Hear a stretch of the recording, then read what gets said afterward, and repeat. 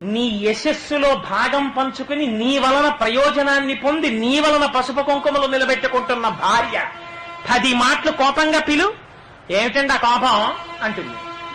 నీ కూతుర్ని పిలు, నీ అల్లుణ్ణి పిలు, నీ పరిచారికుణ్ణి పిలు, ఏమిటా కోపం అని ప్రశ్న వేస్తారు. 2 మాటలు కోపం వస్తే అంతటి మహానుభావుడు.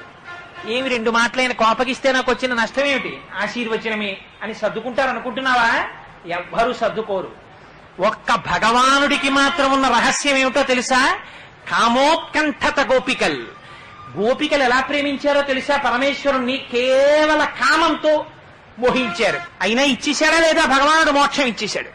కామోత్కంఠత గోపికల్ భయమునన్ కంసుండు.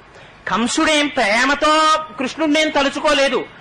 తిరుగుచు కుడుచుచు వ్రాలుచు అరుగుచు కూచుండి లేచు ననవరతంబున్ హరిచలచి తలచి జగమా హరిమయముగ చూచ కంసుడారని